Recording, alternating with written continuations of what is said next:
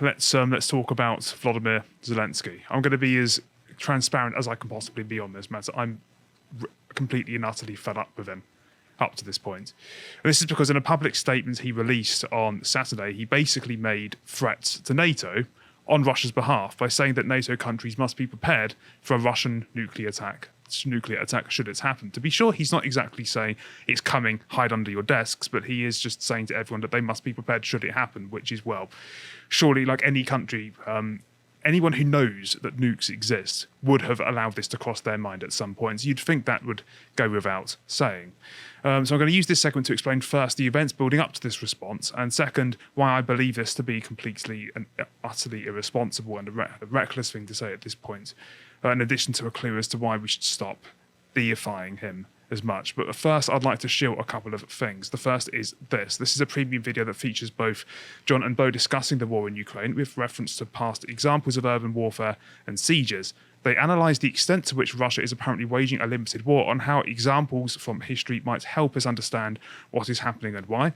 In short, history shows Russia to be pretty ineffective when it comes to urban warfare, and thus offers some insight in why the special operation might not be going as Putin might have wanted. And whilst you're on the subject of Russian and European imperialism, for my second shill, I would like to show this, my premium article in defence of imperialism. Despite what the thumbnail suggests, this is not a defence of the British Empire, though I would still defend it. It's a pushback against moral relativism and a defence of the international effort to establish a universal system of ethics. So it's a defence of internationalism to a degree, but not in its current form. But anyway, back to Ukraine. I'm going to offer a brief summary of the build-up to Zelensky's recent statements. We received confirmation on Thursday or Friday that the Russian missile cruiser Moskva had sunk in the Black Sea. The ship took significant damage after being hit by two Ukrainian anti-ship missiles on the 13th of April, I believe, before being sunk in a storm, as John reports here. After the strike, the ship was reported to have been in a critical condition as well as on fire. It was being towed to Sevastopol, with the crew having already been allegedly evacuated. This was naturally a big blow for Russia, literally. Obviously, retaliation was likely, and well, they retaliated by carrying out renewed attacks on Kiev and Kharkiv. Let's play the video to see the damage in Kharkiv. У вас есть какой-нибудь родственник, знакомый? На момент прибуття було встановлено, що горіли будівля. Адміністративна виробнича площа пожежі склала близько 1500 квадратних метрів. Вибуховою хвилею частково пошкоджено поруч розташовані будівлі, серед яких і житлові багатоповерхівки. Рятувальники ліквідували пожежу. За попередніми даними, одна людина загинула та 18 чоловік травмовано. На момент прибуття було встановлено, що горіли будівля. Адміністративна виробнича площа пожежі склала близько 1500 квадратних метрів.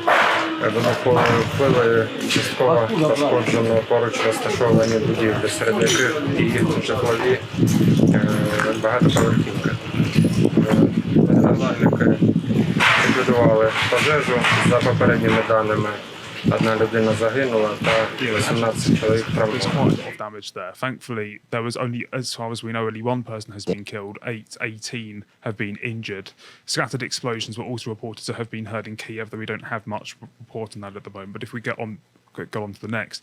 We also heard this morning that 5 powerful missile strikes have hit the western city of Lviv, the city not that far from the Polish border.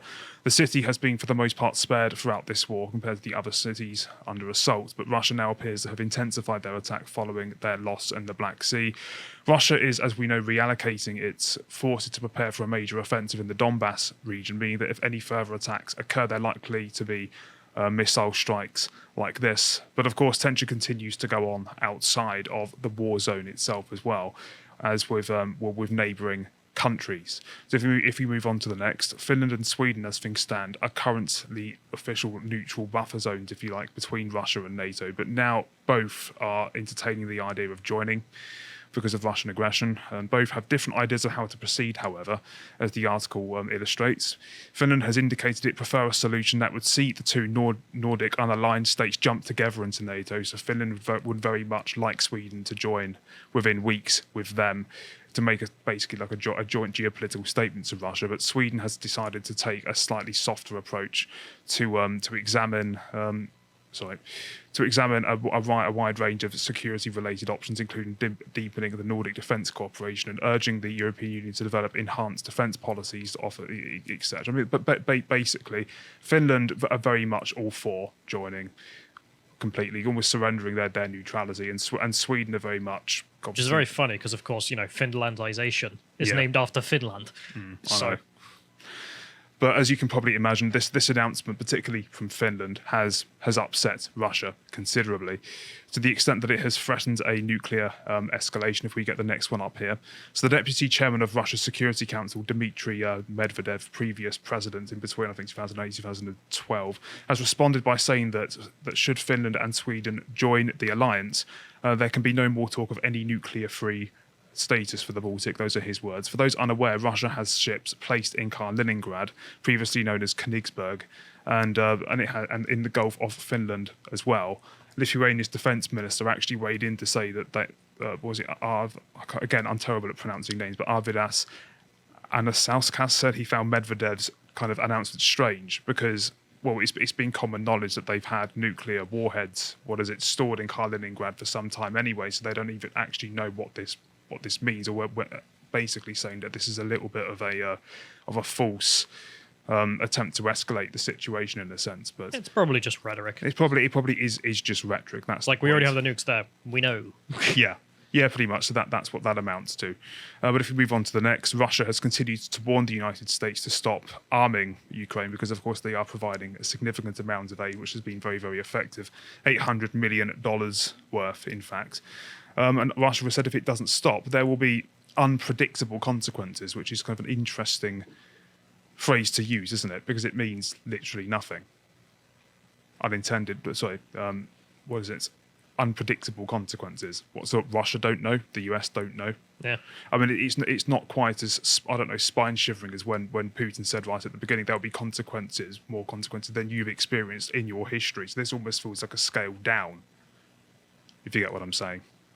Yeah, I mean, it could also just be alluding to nukes again, but who knows? It could be, yeah, but it's not stating it explicitly. Like, it's the unsaid things in these matters that you have to look out for, and I think it's almost as if they're using every single, or they're almost running out of ways they can actually frame the language to, I don't know.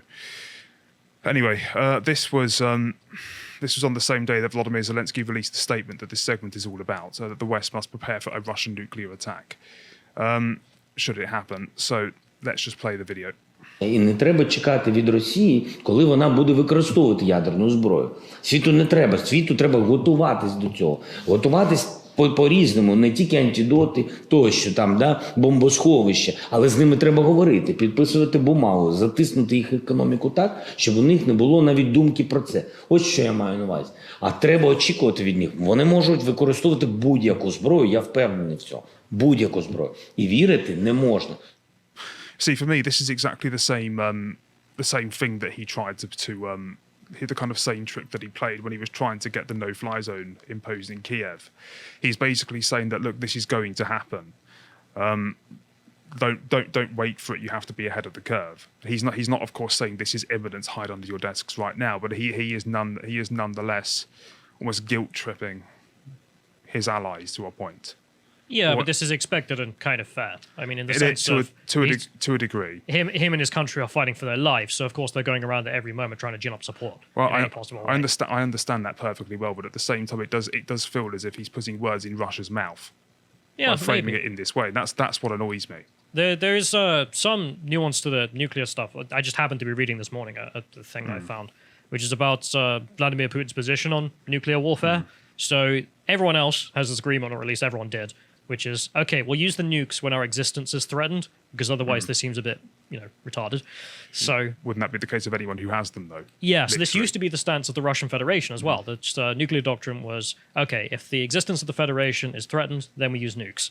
but Vladimir Putin, I can't remember what year, but some years ago, changed it so that if the critical, national interests of the Federation were threatened by a large-scale attack, then we would also use nukes. But of course, the hell does that mean? Yeah. And everyone else has been a bit like, I don't know.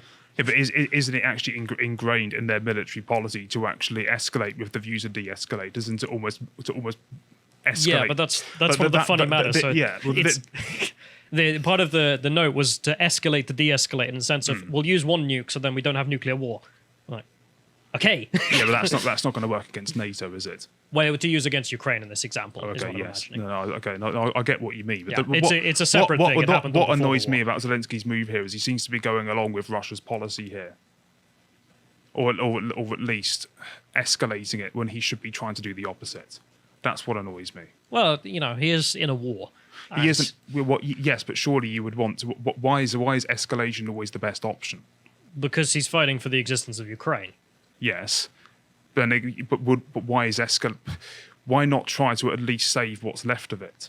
I mean, Sure. we know for a fact that they are currently mobilizing to try to launch a full-scale assault on the Donbass region. Like you would think surely there's still a lot to be lost here for Ukraine. Like Maybe, they fought incredibly well here, but they've just launched 5 large missile strikes against Lviv. They could do so again. Lviv. They could go for Kiev again. You would think at least he's thinking about that. So like Russia has basically just made a statement saying, "Look, if you're going to continue sinking our warships and subjecting us to huge losses, like we will retaliate." And that's not like, yes, he's fighting for his country, but there are people still in his country as well. Like there's. We don't have all the information he does for why he's thinking. No, of course this. we don't. But I imagine it's on the lines of, I'll escalate to try and get as much support as possible, and that's all he's thinking about. Yeah, but I'm just trying to think about this logically. I mean, I'll move on a little bit. But if you ask me, he's just given every reason why we shouldn't push Russia into a corner to the point where they have nothing to lose from launching nukes. But the very worst position that Ukraine and thus NATO could find itself in is where Russia were pushed into such a corner. It very much feels as if this is the end game. That's what concerns me. Well, that's one of the worries, is that if the Russians can't take what they want, then they may end up using nukes to try and get it. That we as have well. to avoid getting to that stage. De-escalation logically is the only option. Yeah, but by that logic, de-escalation is also surrender. Zelensky, what are you doing? Well, yes, I know that they are literally at war. Someone has to. Well, this is the argument. Like, is it Yes. worth fighting for? Yeah. Okay. Well, anyway, to disambiguate this, I'm going to try to think about this logically. If Russia was serious about using nuclear weapons at this point, this is my view. One would think they would have used chemical weapons in the way that was being feared some weeks ago, in a very obvious fashion as a means of transmitting the message to Ukraine and to NATO that, look, we are prepared to go to these inhumane measures to get what we want here. But we've had mixed reports about that, haven't we? As John covered. But you would think they would do something to tell the West, look, we're willing to act on our word on what your intelligence is telling you. Then again, it's quite plausible that US intelligence may have been wrong and Russia may not have had any such intention in the first place. Again, we just don't know. But if we move on to the next, here is a public statement by the UK Parliament about the threat of Russia using chemical weapons. The hysteria about the threat that the mainstream media were propagating has since dissolved somewhat. John last week reported that some were used in an attack on Azov in Mariupol, but there seems to be no compelling evidence to confirm that, at least at this stage. We know that Russia have been using the hypersonic missiles against Ukraine that they would use if they were to use their nuclear warheads, but this is as far as they have gone insofar as nuclear threats are concerned. But in fact, according to this, which is this article here, claims about Russia's use of chemical weapons are unverified, but the Ukrainian general has gone from saying that it's definitely going to happen, they're definitely going to use them, to saying that it's unexpected that they would not use them. So the head of the intelligence simply made the accusation that Russia used them and couldn't verify his claim, and then changed his tone to say that he still does expect them to use them. So it does appear as if this information may have been spouted here. And given that Joe Biden has both said, albeit accidentally, that President Putin can't remain in power, and that the US would respond in kind should, that was his words, in kind, should chemical weapons be applied, it can't be denied that there is an incentive for Ukraine particularly Azov, given what we know they may have in mind for Ukraine to carry out a false flag. Again, this is just speculation. Zelensky, however, has since opted to double down in escalating the situation. That is, since he actually released that statement about the nuclear threat or the nuclear possibility. And he's done this by, if we move on to the next, using his Happy Easter message to accuse Vladimir Putin of execution-style murders in torture chambers and abducting officials in southern Ukraine. But the latter, I would say, is more plausible than the former. But I'll read out this. How this story's been captured. In a 9-minute video address shared on Facebook tonight, Zelensky said southern Ukraine has been ravaged by Russian torture squads. He said torture chambers are built there. They abduct representatives of local governments and anyone deemed visible to local communities. Zelensky said humanitarian aid has been stolen, creating famine. In occupied parts of the Kherson and Zaporizhzhia regions, he said the Russians are creating separatist states and introducing Russian currency, the ruble. Mr. Zelensky said the democratic world must react to what the occupiers are doing in the south of Ukraine, in the Kherson and Zaporizhzhia regions. Torture chambers are built there. They abduct representatives of local authorities and anyone deemed visible to local communities. They blackmail teachers. They steal money provided for paying pensions. Humanitarian aid is blocked and stolen. They create starvation. There is nothing but deliberate terror. This is nothing but deliberate terror. Mortars, artillery against ordinary residential neighbourhoods, against ordinary civilians, he said. So that was his statement. We didn't have time to we wouldn't have time to play the whole video because it is, of course, 9 minutes long. But to put this in context, it's one could argue that at this point there are no ordinary civilians in Ukraine. Everyone is in theory a conscript. It's still extremely cruel, of course. Everyone with a gun. Anyone with a gun. Okay, yeah. But in short, it doesn't change the fact that it's still an extremely cruel thing, and it's still, I believe, it would be cited or regarded as a war crime by international law. But to put this, conscription. Not conscription, no, but explicitly targeting citizens in such a manner. Yes. Okay. Yeah. But to put this in context, that there have been reports of Russia shooting some surrendered soldiers and even elected politicians for weeks now. This isn't actually like a new story. I heard something come out about this, what was it, a few weeks ago.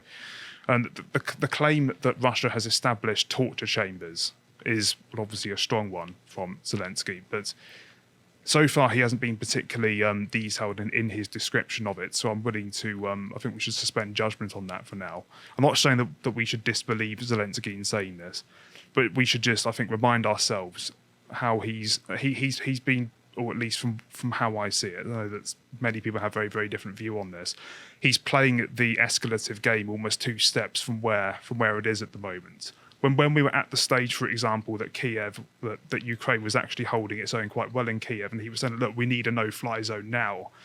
It didn't really match the situation on the ground, because most of the attacks coming, or the missile strikes, weren't actually coming from the Air Force, were they? They were actually being launched by mortar artilleries. So a no-fly zone wouldn't actually have had the effect that was being claimed. Do you remember that force field meme that was actually being circulated on Twitter about how what was it? How some people envisage how this no-fly zone would work. That's what that was referring to, just like this shield that would ultimately not be as effective as one would assume. But yeah, I'm not saying we should disbelieve him here, but I think we should accept that he may be exaggerating this somewhat. Again, I'm trying to suspend judgment and wait until what actually comes out. But I mean, I don't know, but I could believe it. Yeah, I wouldn't put it past the Russians at all. No, I wouldn't. Well, I wouldn't put anything past them, as we've observed. I don't. If there's anything we can know about the way Russia, or the information coming out of the Kremlin, it is not only not to take it at face value, but not to believe it. As in their main, you could say, the arbiter of the way their PR system works, what is his name, Vladislav Surkov, has actually almost established a position of power for the Kremlin by disfiguring reality so as to ensure that the Kremlin can continue continues its or maintains its position of power over information by just disfiguring the real concept, just keeping people in a constant state of confusion, basically, hence the KGB tactics. But yeah, rejecting Zelensky's claims to impose a no-fly zone showed that it was a correct decision for us not to do that, and I therefore think we should try to distance ourselves from Zelensky a little bit on this. His rhetoric was relatively consistently been several escalative steps ahead of what is necessary, and I think we should be a little bit more open to the idea that, I don't know, it feels like this is a dangerous escalative game that he's playing. Thank you for watching, and if you appreciated that segment from the podcast Lotus Eaters, you can support us and find more at lotuseaters.com. For instance, we've got a latest premium video from Carl talking about what did we learn from the Matrix Resurrections. If you'd like to follow Carl and learn more, you can follow him on Getter at Carl Benjamin. Thank you and goodbye.